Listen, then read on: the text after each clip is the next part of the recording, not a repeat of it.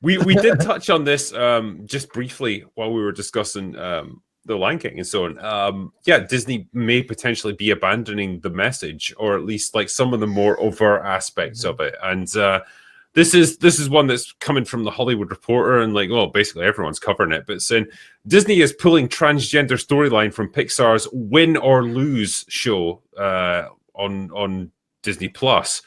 So the original animated show is about a co-ed high school team, which is going to debut on Disney Plus.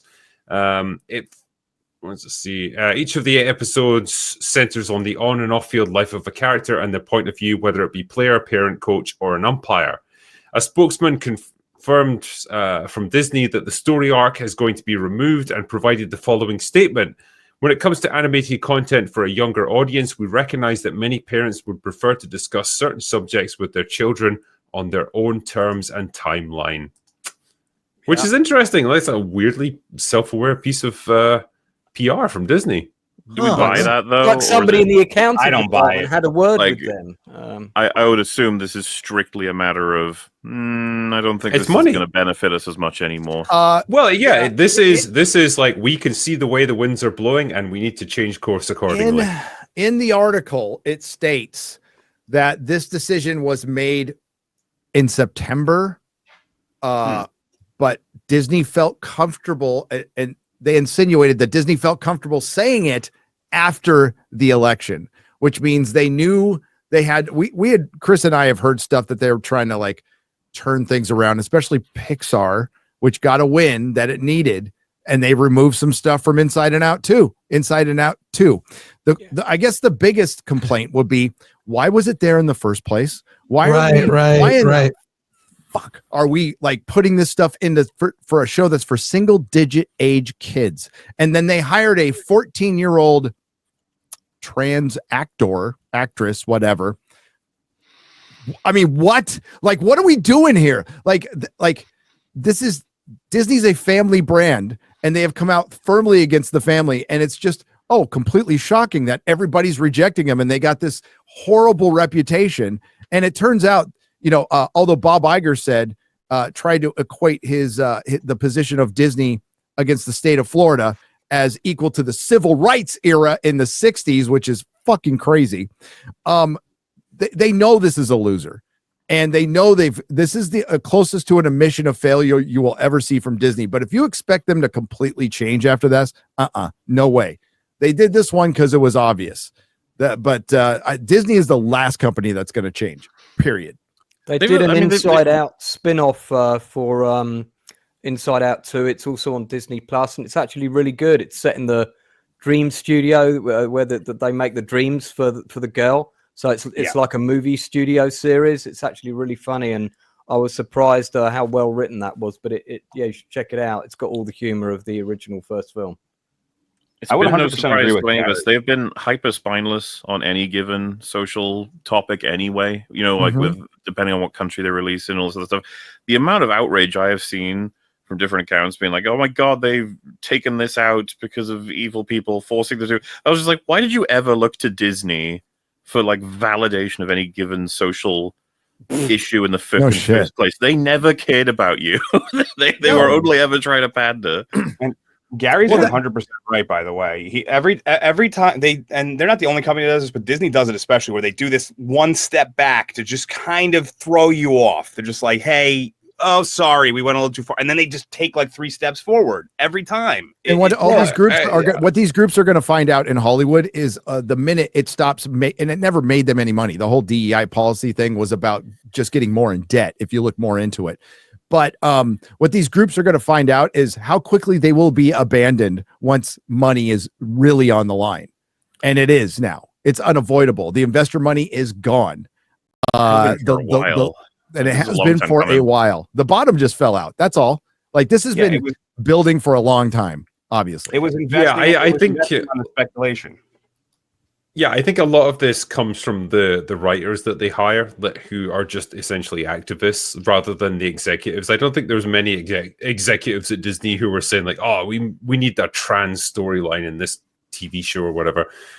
It'll be the showrunners will have brought in like writers with certain leanings socially and politically and stuff, and they'll be determined that they have to work this stuff in. Then the higher ups get word of it. They I guess they take the barometer of where like the actual audience is and realize, no, this isn't working. We're not going to do this. Well, they had a revolt. They had Nelson Peltz come in, and even though he was unsuccessful, that was a wake up call for a lot of investors.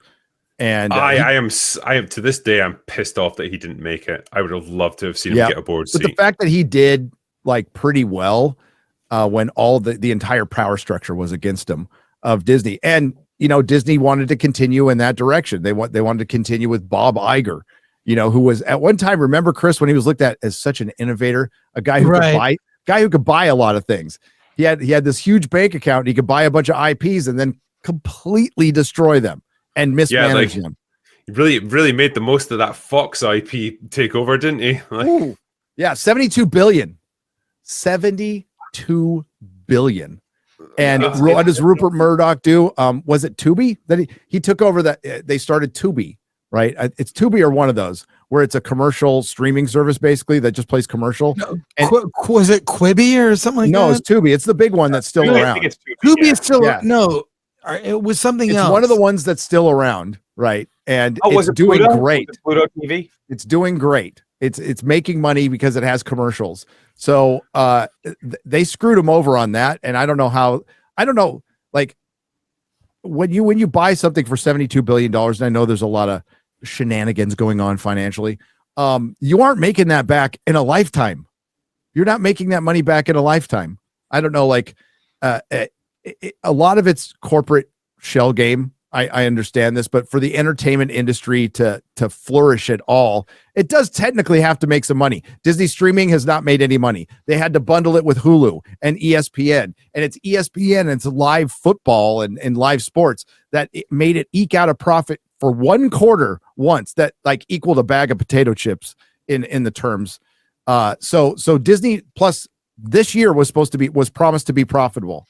This month it was supposed to become profitable, and it's not. I don't know how they're going to explain that one, but yeah, Quibi was the Jeffrey Katzenberg thing. Is that what you meant, Gary? Quibi, the short form. Tubi. I was saying, are you sure it might be Pluto or TV. Tubi. I personally think they should go full gay. Disney should go full gay. Start a gay brand. No, I mean serious. Start a gay brand. Call it Disney Sparkle. You get everyone who is gay who works at Disney, and they work for this new division called Disney Sparkle. You've got merch, you've got shows. Be the gayest and the gay and the transiest of the trans. Just do all that. Let the marketplace decide and get all the agenda stuff out of the other program. Just put it in this one division, Disney Sparkle, where everything sparkles and it's super everything gay. You're saying, Chris, is Acolyte season 2. Make it happen. That's what I'm saying. But then, Chris, then the marketplace will decide based on how well it performs. And what you can do is, I'm being dead serious about this, scale the budgets for those projects based on the audience. Let's see how many people will go see a full-on gay cartoon for children. Chris, one issue with what you're saying, though. Chris, one issue with what you're saying. Those people will never accept that. That group of people will never. It will just turn into another protest of you're silencing us, putting us in the corner. It will never happen. I know that from personal experience. When I ran like a Discord server like years ago, when I tried to get politics out of my Discord server, and everyone fucking revolted, and that was with a much smaller group than Disney with money. Well, yeah, sorry, on you go. I'm sorry. No, that's all I had. Basically, there's no way that group will ever allow themselves to be cornered like that. They will fight back tooth and nail, despite the fact that it represents less than 1% of the population. Because the marketplace is small. You're right. They will be outed, so to speak, that the marketplace for those kinds of things are small. I'll tell you how I know. I've been covering indie film for next year will be Film Threat's 40th anniversary. It began in 1985, okay? So I've been doing this a long time. Gay films have always been around. They opened in 2 theaters, one in New York, one in LA, They play for a while. They're in art house theaters. There is a marketplace for that. It is very small. It is very small. So, you know, I just think that, I don't know, as an experiment, Disney could try that. And I'm telling you, it would turn into an internal war. It would actually, it could be considered from, hip or whatever. Anyway, sorry, Trigger. Yeah, there's a quote here from the actress here who was, cast in this role, Chanel Stewart. She was 14 at the time, apparently. She's now 18.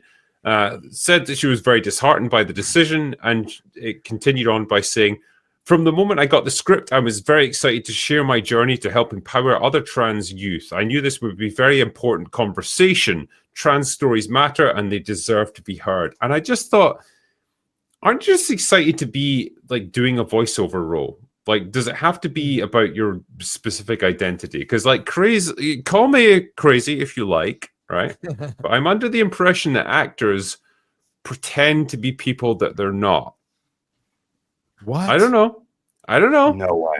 Like you do what you do what's called acting, where you play a character that's not you. David Cornsweat can fly. Yeah. It's pretty cool. That's the thing. And like, and so I was under the impression that like actors generally are quite excited when they're acting, and they get jobs when they get to play other characters, and those characters don't necessarily have to be them, and they don't have to look like them, or they don't have to have the same lifestyle as them, they don't have to have the same sexuality as them. That's acting. You play someone that you're not, but it's all very good because when you're doing a high profile role, that's great for your acting career. But with this person, like, it seems to be like, no, it's all got to be about me and my identity, and that's all that matters. And I just thought that's an interesting take on the whole process of being an actor. Tom Hardy said it best. There's two types of acting: convincing and unconvincing. And you know what we want to see is convincing. And I don't care what people vote, which party people vote for, or what they do in their spare time. I just want to see the best actor for the part that serves the script. It's all about serving the script and the movie and the TV series, whatever it might be. And I just want to see the best person. That's, you know, I've been at dozens of auditions and I'm always just looking for the best person for the role. That's it.